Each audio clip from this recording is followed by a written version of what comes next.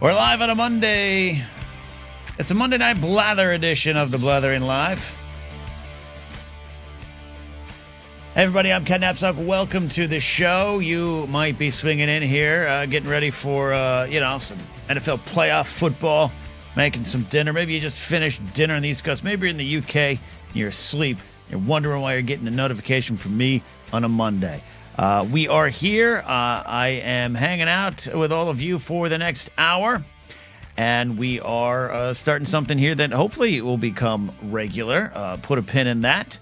Dave McKay is here checking in from across the pond.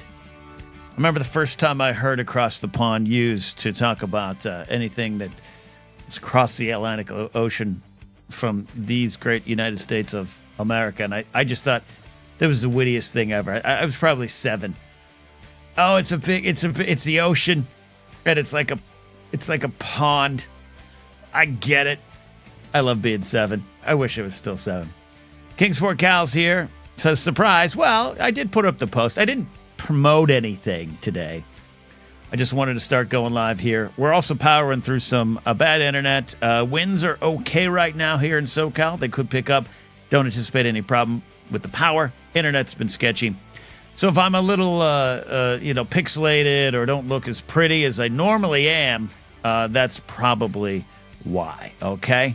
Though things look to be holding steady right here, right now. Scotty J. Rowe is here. John Mariano, J.J. Walker, my friend 894M, a.k.a. Brady, a.k.a. Kyrie. Dylan Barry is here.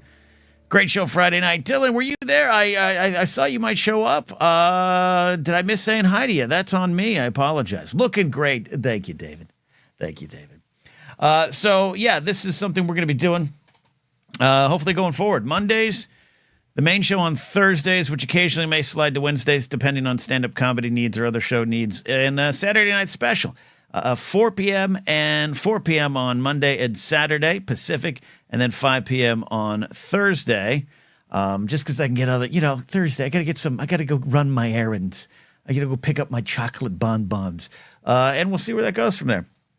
Matty Gunner is here as well. Look, I don't even know. I have some ideas. I have a sheet of paper. There's nothing on it. I need a producer. I need to hire a producer. I want this like a radio show. We're going to talk about some sports. We're going to talk about some politics. We're going to talk about the fires. We're going to talk about it all. I want this to be AM radio. And today, just kind of crash landed in the first episode, which is kind of my style. So I'm also kind of happy about that. One thing that is on my mind, and we'll get into the big things on my mind today, but Scotty says it's 1 week until inauguration. Petey, you're fired. Oh, man, I wish I could hire Petey. I treat Petey just like that host of that show treated him. Yeah, 1 week until inauguration, and I don't even know where to go with that right now. I hoping for the best is not a phrase that's currently in my brain right now. But the big preview was, 2016, 2017 to 2020, that range. You remember that time? That was the preview of what's to come, but possibly worse. And where my mind is right now is the vindictive nature of this administration. It is a big, giant troll effort going on, a troll campaign. And it is just, it continues to just have this horribly vindictive, just evil behind it, anger behind it. And look what's going on this week, jumping into the fires that are still, the 2 big fires still raging.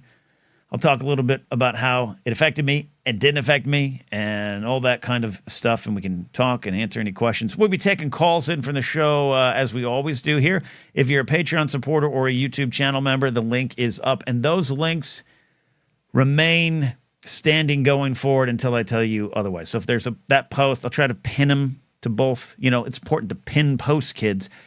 Those are the rooms, and they're Monday, Thursday, or Saturday. Those rooms will remain the same for your call-in link. But looking today on ground news, I was first of all, I was doing this my own time. I hadn't had a chance to look at it till today, but GavinNewsom.com/California Firefax. Check it out. Look, do I need to Do I need to do the caveat of, yeah, Newsom at times has not been my favorite. I don't really think I want Newsom to run for president. But has there been things he's done? Has there been debates with Ron DeSantis that I've loved, that he's been a part of? Yeah. Do I think he's tremendously well-spoken? Yeah. Is he a politician, and can he always be trusted? No, I don't think any of them are. That's never been my point here. He has up on his website a simple, here's the fire facts, because a lot of this bullshit's been going around, and it's bullshit. And this does not mean that everything's been handled perfectly, that everything's going smooth, that we don't have questions, but it is crazy in this misinformation age that we are constantly dealing with this. The prime example, the easiest example, is the picture that went around of the Hollywood sign burning. I had family members, I'll say fall for it, but I don't fault them, by the way. I don't fault people. This is the problem.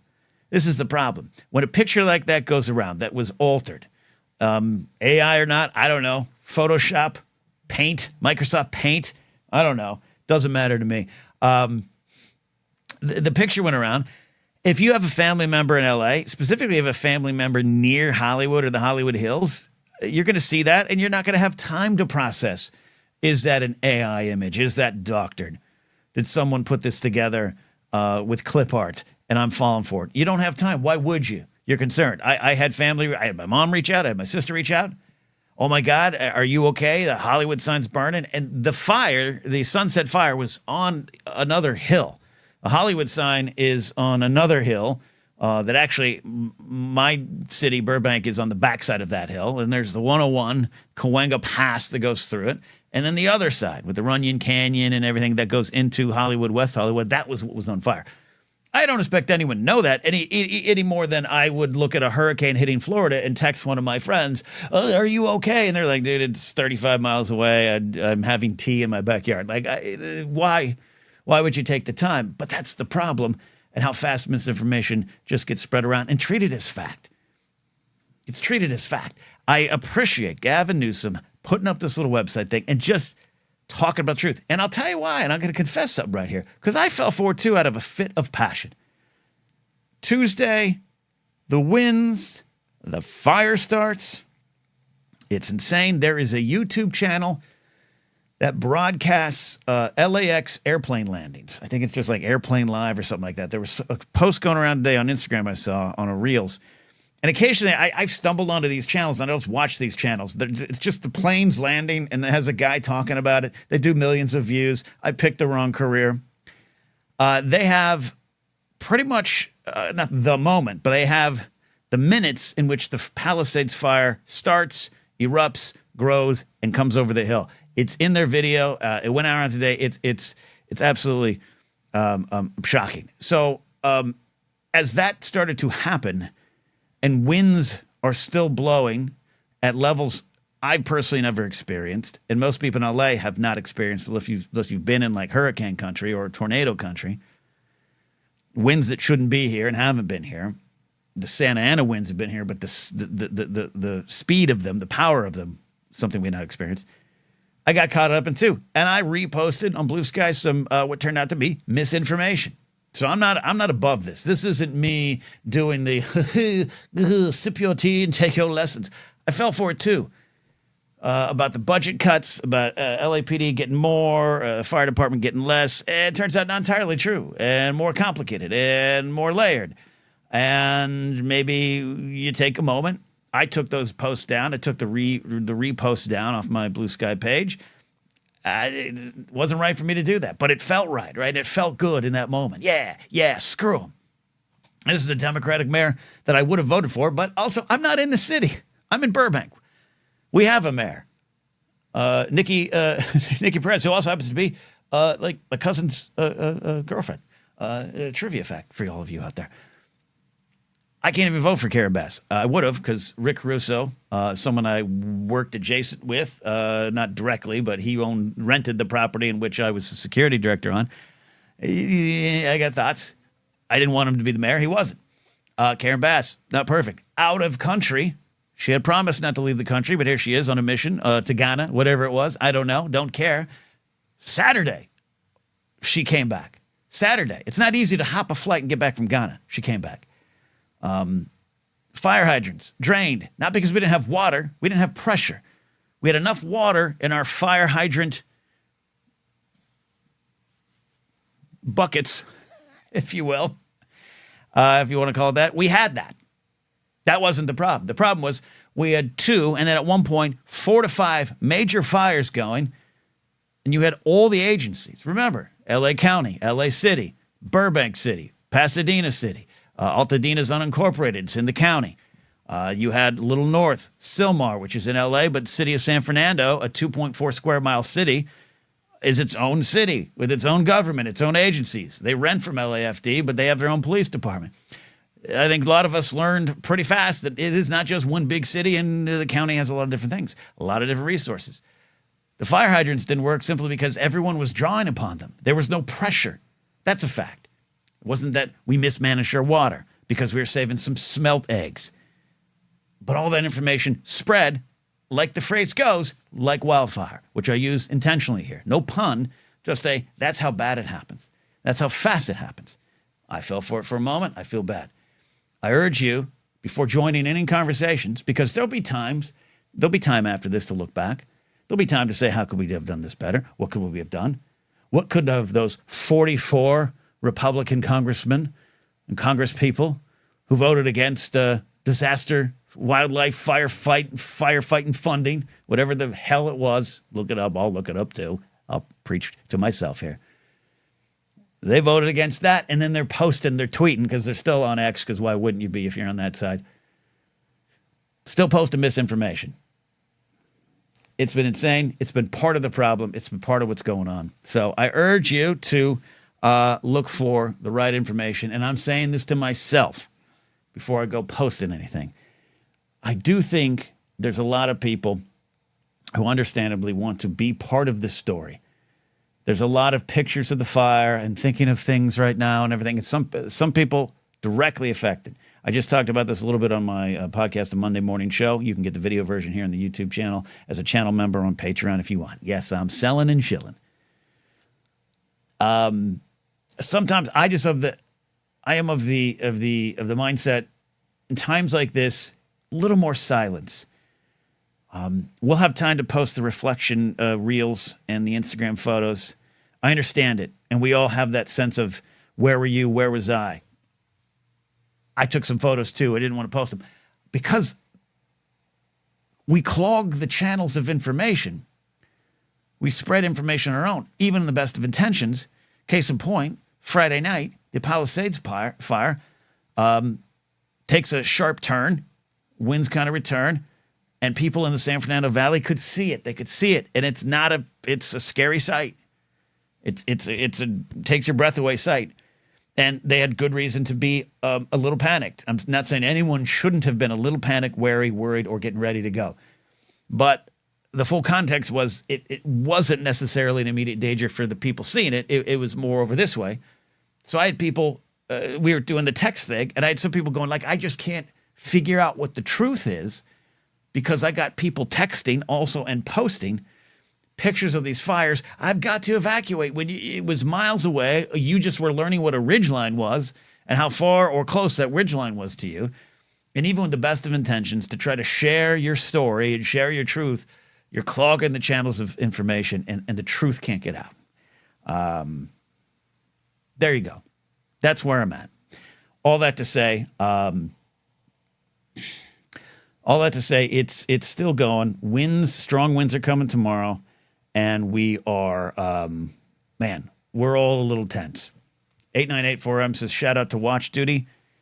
Man, I don't know if we can buy stock in Watch Duty. They're not a publicly traded company, but now would be the time to capitalism them because Watch Duty has been, without a doubt, a lifesaver for getting the correct information.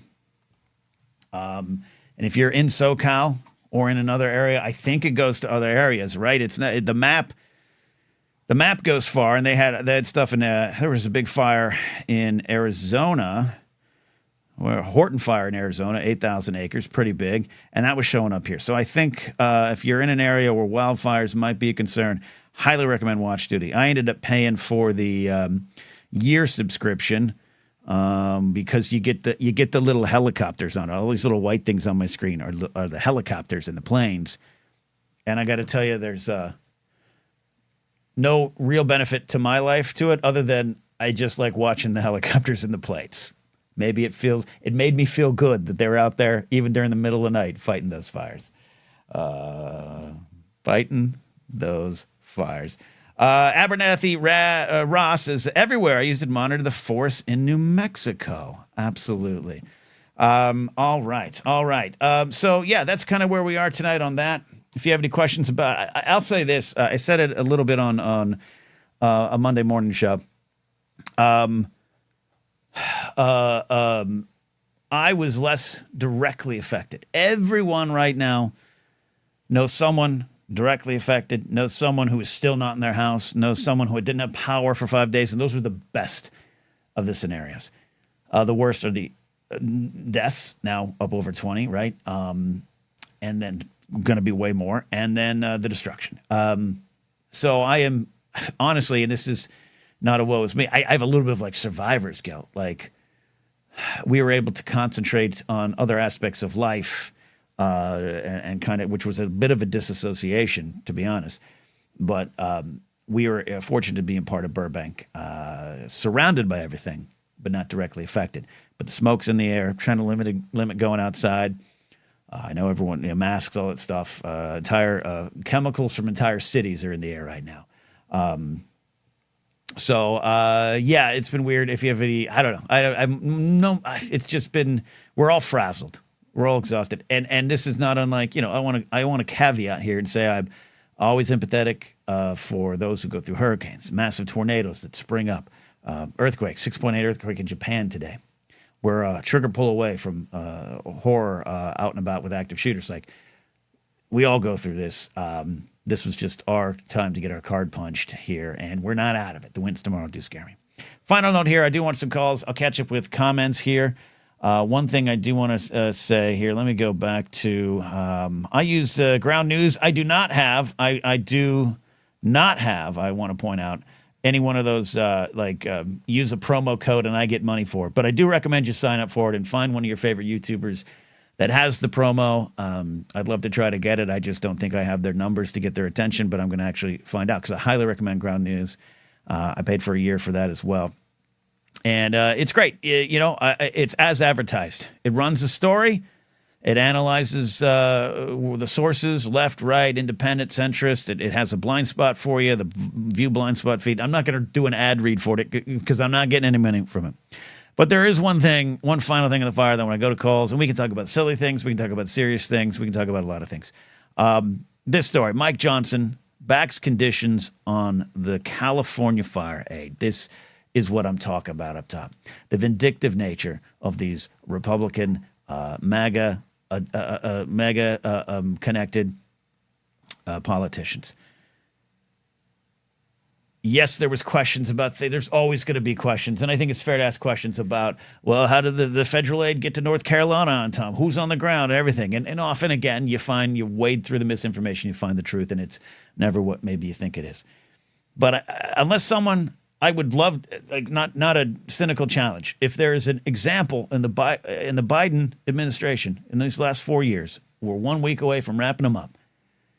Is there a time where Florida didn't get the help it needed? Truthfully, honestly, past the bullshit headline, that it didn't get the help it was needed when DeSantis asked for it, who he himself probably personally doesn't deserve any help, but no one withheld it against the citizens, red and blue and purple and center and libertarian and apolitical. People in Florida got the help they needed, right? In general, and again, if I'm talking about the Biden administration, that this kind of statement would come out. Mike Johnson, the Speaker of the House, a Christian man, is backing conditions on California fire aid, saying they should not receive a blank check for wildfire from the federal government, emphasizing the need for conditions in the aid due to leadership failures. I'll play fair. All right, yeah, giving out blank checks. Yeah, I can see that going. But this is part of the spin. This is part of the misinformation of these failures. You're going to have a chance to go back. You have a chance. I can tell you, not someone who's ever dealt with this kind of magnitude of thing, but I have had the debriefs from horrible at times even life-threatening situations in my public safety days, where you go back and you go, here's what we did wrong, because that happens. The reason it happens is because in this particular case, a giant fire spurned on by climate change-induced winds took over an entire city. If you don't think along the way there's going to be some oopsies and some, what do we do's and how did that happen, that is not indicative of a great failure. Again, go to Newsom's page for more facts. If you don't want to trust him completely, I 100% agree with you, understand you, but look at what's saying. And the fact that we get Senate Majority Whip John Barrasso, a new emerging asshole on the asshole scale, predicted that any additional aid would come with conditions, stating there was a gross failure in governance regarding the wildfire. That is so scary for the next 4 years. California is a blue state because of 2 major cities. Other than that, I can assure you it's a red state. Drive on up the 5 freeway. Drive on up the 5 freeway. You will find that it is a red state. So, is this the vote around and find out phase for those red state people that later on won't get any help if something hits their neck of the woods? We'll find out. We'll find out. All right. Abernathy says, Trey Crowder, Weekly Skews, is a promo code for Ground News. I know, because that's how I got my Ground News. I gave Trey my money. He's a very nice guy. Met him, did a show with him over at Flappers a while ago, and actually lives a football throw away from me for those who are trying to stalk us. Scotty has a question related to his neck of the woods.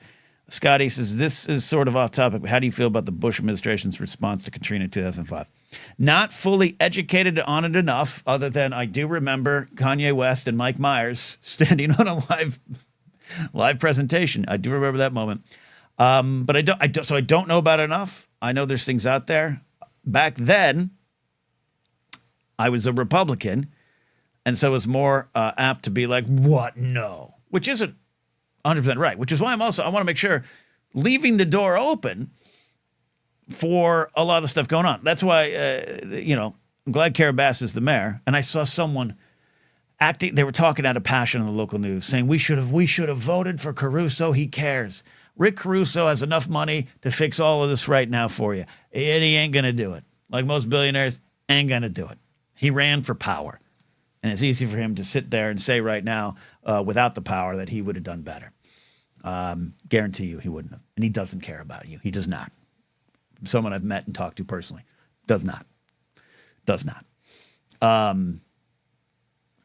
There is absolutely going to be some things to look at. And I have to remind myself to be open to that. So going back to 2005, Katrina, I was apolitical back then, which is why, Scotty, I think it's important to be politically aware, if not active and involved. The politics goes outside the walls of just 2 people you don't trust and you're going to vote for or maybe not vote at all. It goes down to the ground level and how we help. And probably from things I have seen, I'd say maybe messed up. But I want to be clear, I'm not an expert on it. You were out there. Eli's here. Crusoe doesn't give a shit. Maybe I should title a episode that. We should title that. And Eli, love to you, which those words really could be meaningless, and they're just words for me. But I know your family suffered greatly in this Palisades fire, and everything I've seen, I don't know you well, but everything I've seen about you and everything you post in the community, you have an outlook I don't think I would be able to have. So much love to you in the situation. Ken Plum says, if Caruso cared, could he use all that money regardless of the power? But he won't. Yeah, and there's something being made of Caruso may have hired his own fire department to save his Pacific Palisades Mall. Yeah, it makes sense because a lot of these private security companies, of which I worked for, which Rick was contracted with, two companies I worked with. No, just one at the time. Sorry, don't want misinformation out there. Andrews International Security. We'd have fire teams. You could hire our private security, essentially fire teams. I'm probably sure that's what he hired. I don't know the details on that. And I don't have I'll say this to be clear. This is not to defend Rick Caruso. That makes some sense to me. Hey, let's call up the regional security directors and the vice president and the owners of these security companies. I don't know if he still works with what was, I think Andrews International has changed. The original owners may have been long gone, but I worked for. I'm paying triple time for your fire department team. Get over there. That makes somewhat sense to me. I don't necessarily on the surface have a problem with that, but it's the idea that, I don't know. You could have, I don't know what the red tape on it is. I don't know what the contract is, but that help wasn't available for other folks. And even right now, again, this is someone who made all these campaign promises to run for mayor. I will use my own funds, and he has a lot. I will use my own funds. Loses the election, poof, gone. He hasn't solved homelessness. Mike Joyce says that. Yeah, didn't Caruso hire firefighters to his house shopping center? I don't know about his house. His house is more, one of his houses is in Brentwood. But we would provide the security for that, and he had his own access to that. Like I said, that's not abnormal to me, maybe because I came from that world. But it's just kind of indicative of me. Vote for me. All right, we have about a half hour left here. Eli says, thanks so much. It's been a week, but I'm hanging in there. Well, that's, that's those. I look up to you. I really do, Eli. I'm having a tough week because I suddenly lost employment, and I'm like, I've got perspective on it. But I look at someone like you and your family and so many others affected, and I'm downright amazed and humbled at some people's reactions. And would understand if the reactions weren't as calm as that. Kingsport Cal, thank you for gifting memberships here to the community. All right, speaking of Kingsport Cal, let us take some calls. If you want to call in, hey, I would love for you to call in. Become a YouTube channel member, a Patreon member at patreon.com/Napzok. There, you can support the show by directly by hitting that QR code or leaving a super chat or going to Stream Elements. That's a long link there, but you could do that as well. But that is not needed right now. What I need to do is hear from all of you, and we're going to start with the guy who just gifted some memberships, welcoming him to the show. He's one of our favorites, Kingsport Cal. Cal on a Monday. That's dangerous. What's going on, my friend? What's up, Ken? Can you hear me?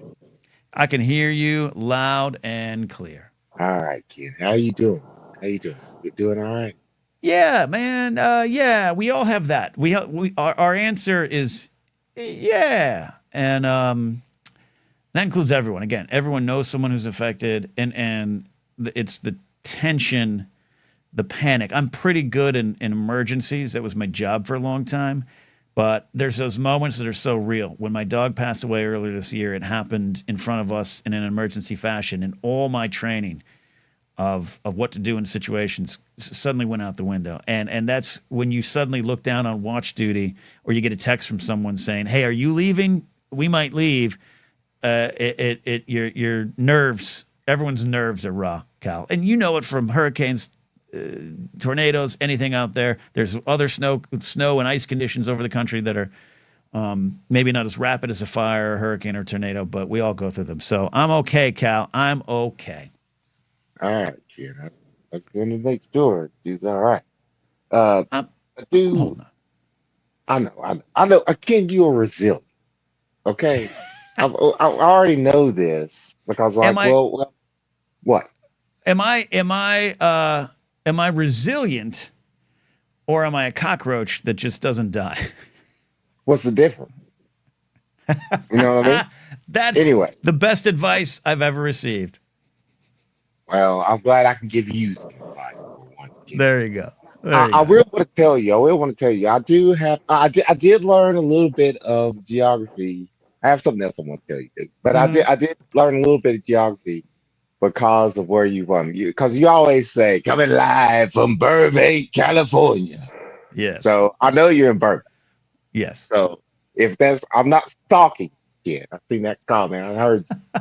Anyway, okay. So I looked to see where the fuck. I'm sorry, I'm cussing. So let's see where Burbank was. And then I looked to see where the fires was, of course. Yeah. I see it. I got it. But I had to make sure you were safe. Yeah. I appreciate Somebody that. actually cares about you. And another thing I want to know, because I care about you, Ken, Yeah. is wangers. I'm mad. Christian doesn't know it yet, but I'm Uh-oh. mad. What's Well, that? you was on the wangers. Okay, I had to work that night. I Okay. put in, y'all play nice, whatever. Yeah. And I get home in the morning and then I watch it. And Christian didn't even shout out what you was doing, the Burbank night. I mean, he didn't even mention it was just talking. It was We like him and Cody just talking. And I was like, you got Ken here. Anyway, we we put up the photos. We put up the photos. yeah, I know, Look, I know, but not only that, okay. it was just like him and Cody. It kind of pissed me off, Ken. I Okay. can't go back. Look, You were just no. you could take it up with them. Look, I'm going to. I'm going Cody to. You best Cody believe. Cody was stressed because his Buccaneers were in the playoffs. They eventually lose to Washington. You know, this is pre-fire. But I felt okay with it. Just don't I get know you me did, if Ken. it's I your know you fight. did. I'm not If it talking about anything. I know it is my fight. but if I'm it's not. your fight, Cal, don't get me pulled into some YouTube drama. I'm You not. know, I'm not. I'm not. Okay. Okay. though, if I had I some think I. YouTube drama, I might get explode in views. If I was like, Oh, let me tell you the truth I about was on the amateur hour ground floor. films. All right. Let's start some You drama got right right. now. Okay, let's All start. right. Let's start. Cal, you inspired me. Let's start some Oh, drama right now. My car was used in the Wangers Gavin. amateur hour films short Oh film yeah.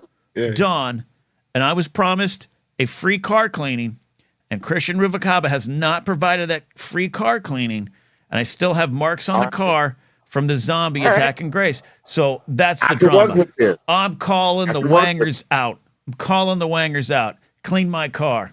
Clean my car. That's the least. That's the least they could do.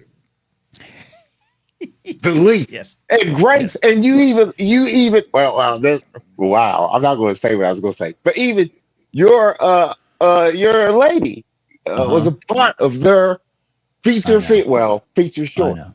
You know what I mean? They're She didn't have short. to do that. That sounds like a favor from Yeah. Ken. You see what I'm Yeah. saying? Yeah. I see what you're saying. I understand what you're saying.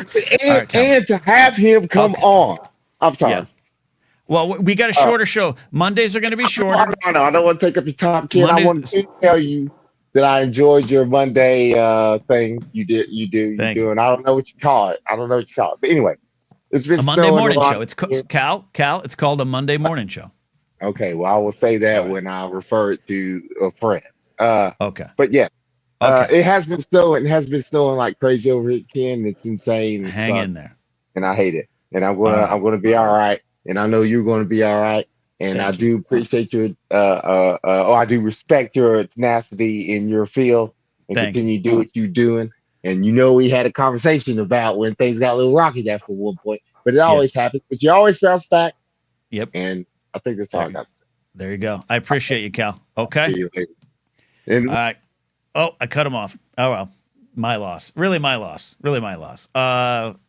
Kingsport Cal, always good. Yeah, and I take that to heart. A little tenacity, a little resilience. I've probably lasted too long in a business that is wrapping up and closing its doors for people like me, and I am in an immediate need for employment in this industry or otherwise. My job changed dramatically and without any warning on Friday, and so here we are. But I'm a cockroach, and cockroaches survive.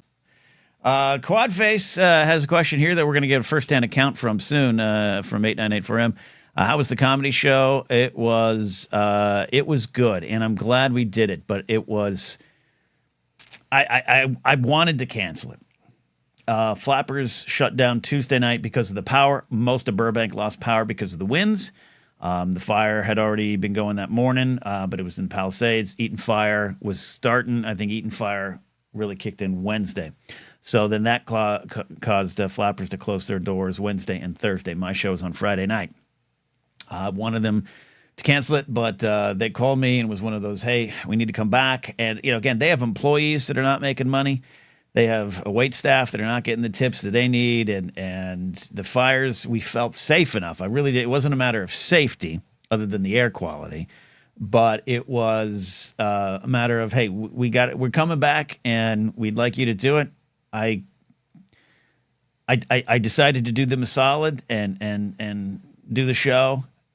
Some of the comics stayed with me on the bill. Others made the decision to not be on the show, and one, Lisa Gottman, had evacuated the area completely. Understandably, they're going to be on the next shows. But we did it, and I'm trying to be careful to say, because I think comedy is important, and I think art is important, and I think it's what we all need a little bit more of in this world, the humanity of art, the humanity of comedy, the connection of comedy.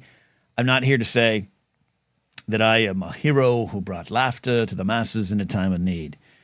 We had a show to do, and I was going to take the stage with I don't even know if we should be here today. Other comedy clubs were not going on. I think Saturday, Laugh Factory came back. Comedy Store's back tonight. Comedy Store could have burned down in the Sunset Fire. Crazy. To each their own. But it's important I think it was an important lesson and a reminder of everyone takes this in and everyone processes things in a different way. Eli's in chat, and I'm not going to keep harping on it, but Eli's family and Eli suffered a great loss in the fires, in the Pacific Palisades fire. How they process it is how they process it. I had a friend who a couple years ago lost his wife, tragically, rapidly to cancer, and rebounded in a sense quicker than other people might in terms of another relationship and kind of moving on with a smile, not without a broken heart. That's not wrong. It might not work for other people, how people react to this. And the people that came out to the show, one of them is on the line. The feelings were warm. There were some very nice words from the audience members to us afterwards of thank you for doing this.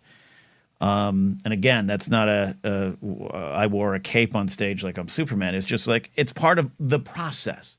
And I always say laughter's probably the first thing that usually returns to a life and after a tragedy, if it just feels good to laugh again, because you don't think you'll ever get that again. And so that was what made the show good. Good time. I had pretty happy with my set. I'm going to get the tape soon, and we'll see if I'm really happy with it. And like the first Hot Bear Break Night show, I'll make my set available on Patreon for Patreon supporters. But it might be a little rough and raw, but that's okay. So overall, good night. It was a good night, and we'll get a firsthand report here shortly on that. I do have question here from Rich T, going over the Star Wars side. Ken, have you heard the rumors about Ahsoka and about the Mando Grogu movie? I have. I'm not talking about them publicly. Not that for any reason other than it just kind of fuels the hot scoop world. I don't enjoy the hot scoop world. I think the hot scoop world can undercut art and the properties that we're about to take in, the movies and shows of those properties and all those kind of things. But I try to say that not sounding too highfalutin. I just don't like it. I don't like the scoop world. And quite frankly, a lot of people in the scoop business aren't the best moral fiber for my taste. And there you go, start and click drama again. A lot of them are just trying to put food on the table, to be clear. I'm going to be clear about that. So I'm not here to take down the world. I'm just here to let them do their thing. And we at Force Center don't really dive into that kind of stuff.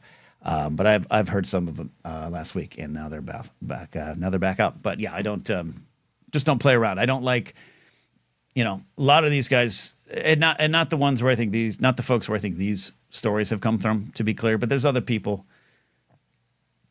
who have, they're literally hiding in parking structures to get shots, and I used to think it was kind of fun. It's not just about ruining plot, or one of the biggest moments of Game of Thrones season 7 happened because I saw a photo long before the show aired. It was being shot, season 7, and it was like, oh well, Danny and John meet. I got to see it from a telephoto lens hidden in some bush above some mountain. And I just don't go for that anymore. And it's not for me. And I don't get along with a lot of the folks in that world. So it's not for me. Not for me. It's basically paparazzi. Yeah. Kingsport Cal says, I have a love-hate with scoops. They are fun, though. They definitely spark interest. I just think they create expectations and lock people into, oh, this is happening. We have enough of a problem with media literacy. We have enough problem with Jude Law saying in an interview, oh, I love episode 7 of Skeleton Crew because you learn a lot about Jod. And next thing you know, you have he's going to be revealed to be a Jedi. He's going to be revealed to be an Order 66 survivor. And then when it's not that. It's just you learn about his true character, his actual character inside that, his heart and soul. Like then it's this weird letdown, and you get think pieces and podcasts and clickbait and angry car guys. And I just, following Last Jedi, I disconnected from a lot of that. But back in the Schmoes days, yeah, we ran with it. Like the rumors out there right now, if this was the Schmoes news days, it would have been in my news report. Would have been a news report. Quadface says Vikings or Rams.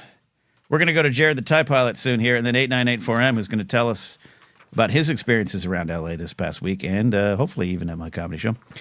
Quadface asked me, Vikings or Rams, who you got? I'm looking down. I wrote this down. Me and producer Steve did the NFL picks last week. I knew I wasn't going to do a live show, so we put it out there. Thank you to Steve publicly for the wonderful time, effort, and energy he's put into this football pick segment.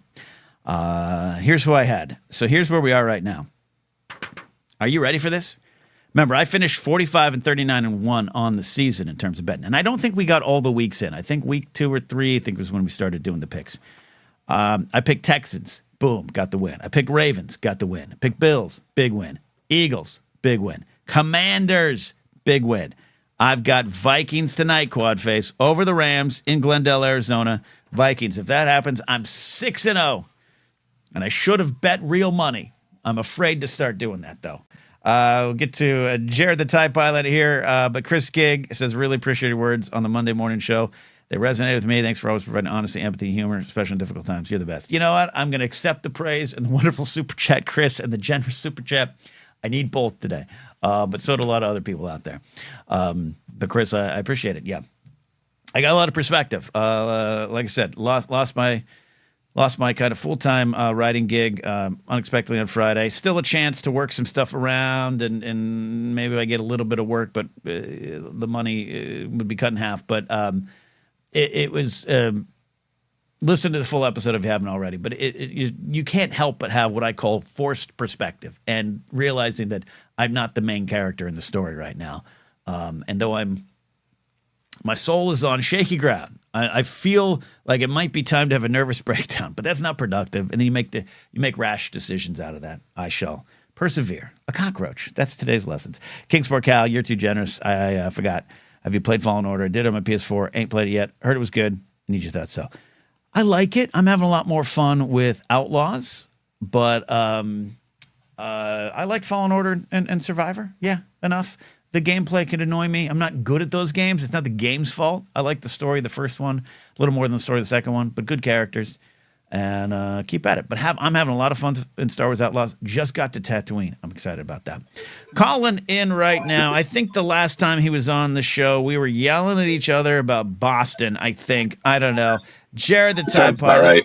How you doing right now? I'm all right, Ken. Doing my thing up here in good old New England. And good old New England. I feel you on that, learning things about other parts of the country based on awful weather and just disastrous things, because these fires have also taught me geography about good old LA County and where things are. And it's like, oh. What was the big confusion? I'm fascinated by this. Because it would work the other way, right? The other way, other tragedies in your neck of the woods. I just think it's all one big city, and that's never the truth for anything. So what did you learn? It's just the actual spread outness of LA, because it's not even a big. It was just I never needed nor cared to look into it, but it was just like I have friends who work in the movie biz out there, a lot of special effects makeup friends and whatnot, and I started texting them, and like a few of them were like, I live in Anaheim. yeah. I'm like, oh, then Google Maps. I'm like, let's see. Oh, yeah, that's yeah. Yeah, because I mean, look at it in terms of sports. When the New York Jets and New York Giants moved to technically New Jersey, like it's New Jersey, but like you could see it. It's a stone's throw away. The Anaheim Angels going by the Los Angeles Angels of Anaheim is still one of the biggest jokes. It is not the same. It looks like it on a map, and you're totally not wrong. Like you just look at it, it's one big thing. But no, I'm with you. I was saying this morning on my show, like studying watch duty and everything. When the Palisades fire, and be careful not to make light of any of the situation, but when the Palisades fire started to move into Encino, and people in Encino, south of the Boulevard, which is our phrase for south of Ventura Boulevard, were evacuated. Like, yeah, that was happening. But I looked on the map and was like, oh, I didn't know it was that close. I didn't know that you could, just like, you look at the Hollywood sign, like I can see the back of not the sign, but the tower. If there's those towers in the shot of the Hollywood sign, I see those towers from my house. And I don't think I'm even close to Hollywood. So you're not alone. Well, now to have a more fun conversation, my usual weekly question for you. Yeah. So, Mr. Big Baseball fan, what, in your opinion, was the biggest moment, advancement, anything for modern baseball? What was that moment in time that kind of helped make modern baseball what it is? Now, okay, great question. I'll kick back to you. When you say modern baseball, do you have a time frame on that? Because my answer would be going from the dead ball to the live ball era. Tightening the baseballs, making them different, letting umpires clean them up. Baseball up until 1918, 1920 even, was by the end of the ninth inning, the balls were literally dirt black, misshapen avocado-looking things because they'd have one ball for most of the games, and they was loosely wrapped. So I'd say the biggest thing was the going from dead ball to live ball, which allowed Babe Ruth to become Babe Ruth. Are you talking about that? Because that's my answer. Or are you looking for something a little more recent?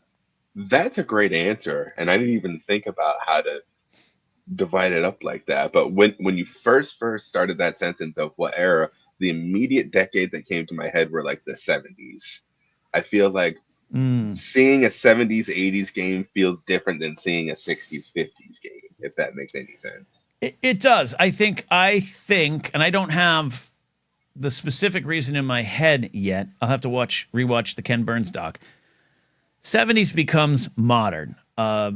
And it might just be the bright colors. It might just be it looks, it's the Beatles in 64 versus the Beatles in even 65, right? From I Want to Hold Your Hand to Rain, like it's different. And from 64 to 66 with a Revolver, you're talking about two different bands almost.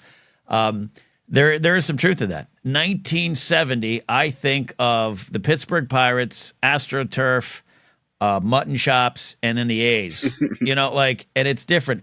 I think the biggest thing for me is, and this does not I'm not leaning into the steroid conversation and everything, but I believe the athleticism of players, maybe from the late 60s on, and you have Willie Mays from 51 on and that stuff, but it truly, athletes were in the game at a level they hadn't been before. And there's crossover in that. Lou Brock might come to mind, whatever. And that kind of translates. And then, you have steroid era and everything. But get to where we are now, the science of the game is insane. And even to the point where this is how much of a nerd I am, Jared. I don't know if you do this. I'll just sometimes watch while I'm working or maybe playing a video game or going to bed. I'll just watch a couple innings of a game because you have these weird YouTube channels that aren't even like official. They just have Atlanta Braves, Montreal Expos, June 1988. And I'll be like, I was a kid. Like, I was watching that game probably. Let me tune in. And it's like I'm watching something different. It's like I'm watching slow pitch softball. The speed of the game. Oh, I feel that. Yeah, watch Ron Guidry, one of my all-time favorite pitchers for the Yankees, Louisiana Lightning. It looks like he has taken 30 seconds to wind up and lob a ball to home plate, where some 160-pound middle infielder who hasn't hit a homer in 3 years is taking a hack at it. And that's 1989, right? The speed of the game has been this thing that's gone on, and I think that for me kind of begins in the 70s. So I don't have a clear-cut, crystal answer to what you're saying, like the dead ball, live ball thing, but Yeah. I'm with you on that. No, I feel you. And just to even add on to your watching old games and making them feel slow, I'm obviously the hockey guy, and the one old game that I always love to watch is the Miracle on Ice game from 1980. But it is hilarious watching both those teams and the Russian team at that time being the dominant force in hockey for 20 years. I watch it, I'm like, they'd get their ass kicked by the Chicago Blackhawks right now, probably. A team of rookie ballers playing in Sarasota, Florida would beat the 1927 Yankees. Hands down. And I love that about sports. I love that about our society. I love that it reminds us that we are speeding forward like an uncontrolled train. Don't even get. I've been watching Miami Dolphin games from like '94, like games that again I remember being in college, turning on Sunday morning before I went to work. Oh, the Dolphins are playing. Let's see what's going on. And it looks like I'm watching an old timers game. It's fascinating. Oh God! Remember when the Dolphins were popular enough to be a big plot for Ace Ventura? I do. And they'll be popular again. I swear. Jared, thanks for the call. Mondays are going to be about an hour, so I'm taking calls and moving on the best I can, but I appreciate you swinging in here. But come back and yell at me Thursday about Boston. Oh, I will. You be safe, Ken. All right, thanks, Jared. Jared the Tie Pilot there. I'm going to jump quickly to Steve to talk some sports, and then 898-4M. Get ready, wherever you're calling from, whatever bus or helicopter you're taking. I want to hear your story. Producer Steve, check it in. How you doing today, buddy? Hey, Ken. Thank you so much for having me. Quick, I saw you covered your absolute heater you're on picks. Congratulations so far. I mean, even if the Rams upset the Vikings, 5-1 in the playoffs, I'll take it. Yeah, well, I mean, 6-0 is not out of the cards yet. Minnesota might still win tonight, but we'll see. Yeah, when did the game start? Is it on now? In about 10 minutes or so. It's either like 8 or 8:15, one of those Eastern time. It's like one of those. So soon. It's coming on soon. Love that. What's on your mind tonight, Blaine? Well, two things. Just to follow up on the last kind of discussion you were just having. I think Marino would actually totally kill it today still. As like because we still have like some of those stand-up kind of quarterback guys. I think Marino's one of those dudes that you could still pluck out of the 80s or 90s and stick in today. I mean, he wouldn't be like the best quarterback in the league, but he could do what Matt Stafford does. I agree with that. I think if you could pluck individual players with some sort of Dave Filoni world between worlds device and pluck a 27-year-old Dan Marino and drop him into an offense, I think he'd throw for 5,000 yards. I do think there's some individual examples of that. Willie Mays. Put Willie Mays from 1954 into the modern day with a lighter bat and a lighter uniform and better lighting at the stadiums. He's hitting 60. Yeah, it works for a lot of like the really, really great players, but it definitely works better going back. Like you could send an average basketball player, like average NBA player today, and he'd score probably a lot more points back then. But I mean, assuming he could get through the defense. Anyway, the second thing I want to ask, because I guess we'll do pick stuff for new picks later this week, but the Cowboys fired their coach today. So I wanted to ask you, do you want to fire your coach of the Dolphins? I don't. I want one more year with Mike McDaniel. I do think if we have another year, and I'm talking even if we get in and it's a first round knockout of the playoffs, I think the rebuild that has been going on for 6 years that predated Mike McDaniel, the Chris Greer, Brian Flores. The Brian Flores things unfortunately ended up being a disaster. That was about the time I really pulled off of the Dolphins there.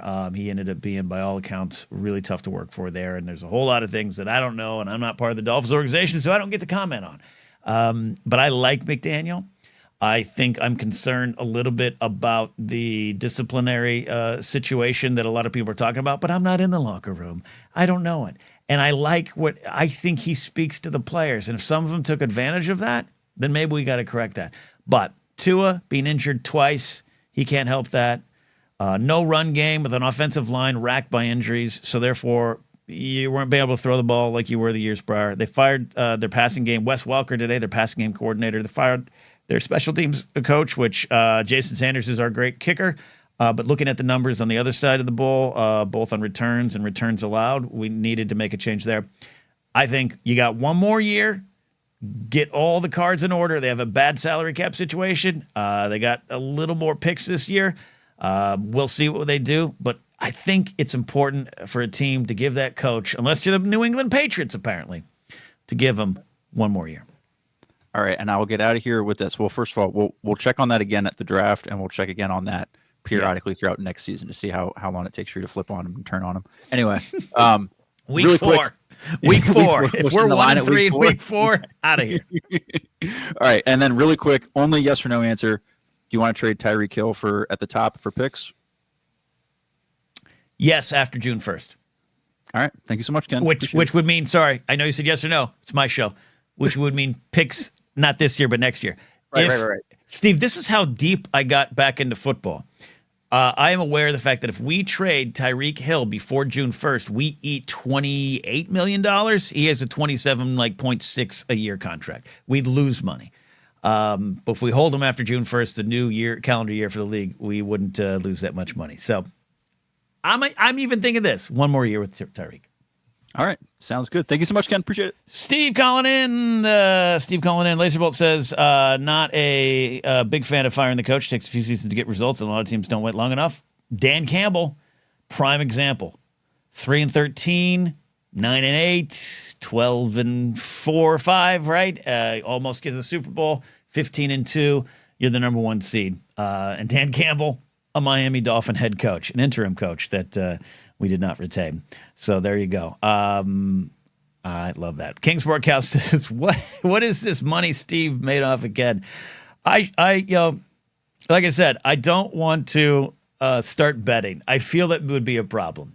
I don't have addictive a personality when it comes to alcohol or anything like that, other than maybe cheese. But I just feel if I had bet actual real money this year, I would have made some money, and that would have given me a lot of false confidence, and then we'd be in problems. Don't gamble, kids, says Steve.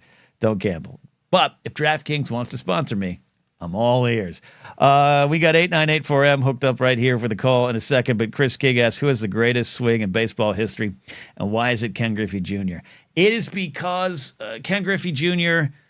is absolutely the sweetest swing. It is about the momentum, the balance, the stance, the little waggle. It's not exaggerated. It is smooth.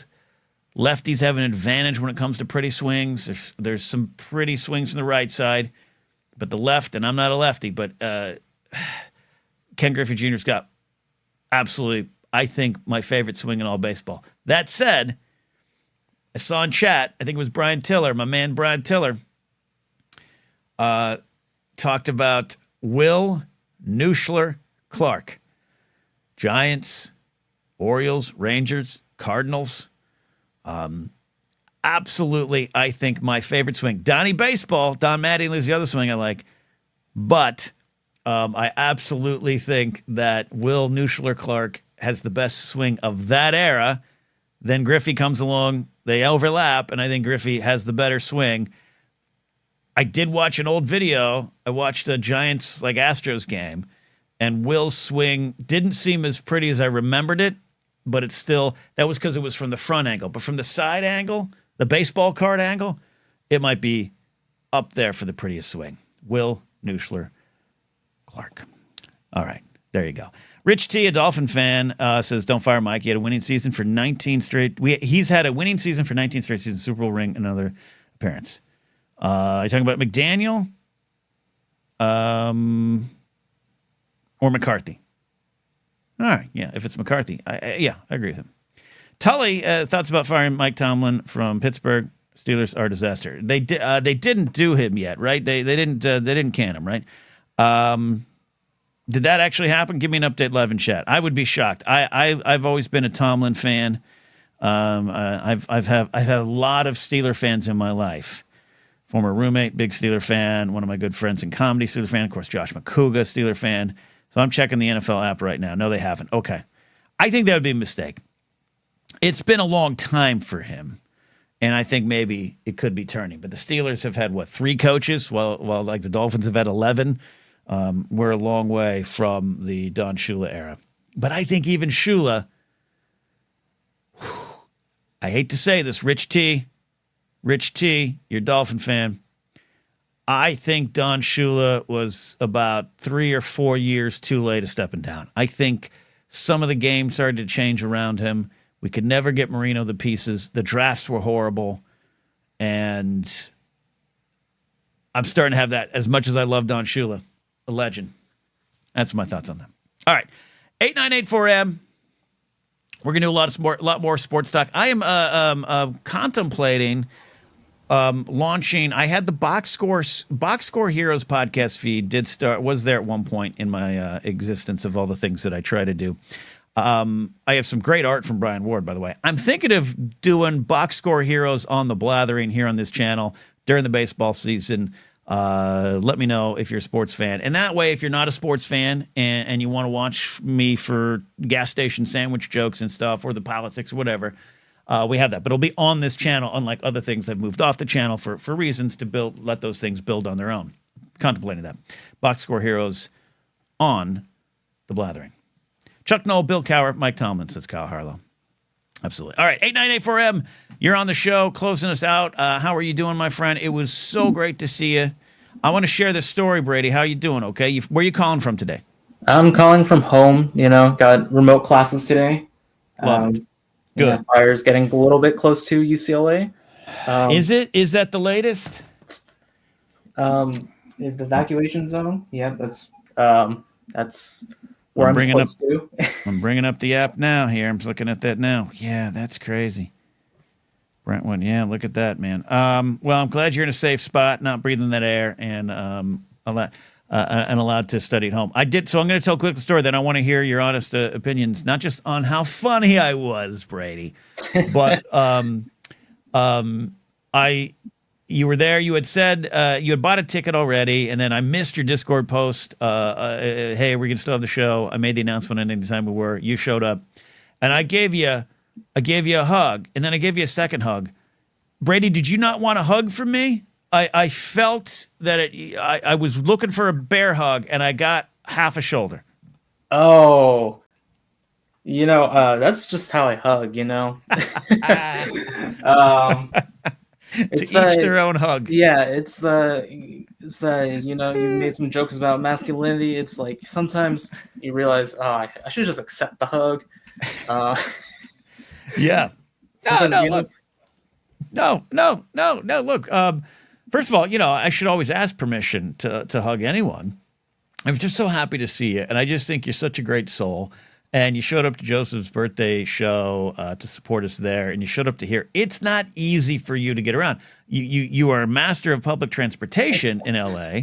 You could probably start your own vlog on that. But it means a lot. You and Johnny Starlight from Force Center Discord shows up, who drove up from Orange County. Yeah, that's a long drive, especially the it five. Is. Especially the five, especially with the fire. But I appreciate you both. But yeah, man, thanks for coming out. What's your question tonight? And yeah, I do want to hear what you thought of the night. Yeah, it was a great show. I loved it. I'm glad I came to it.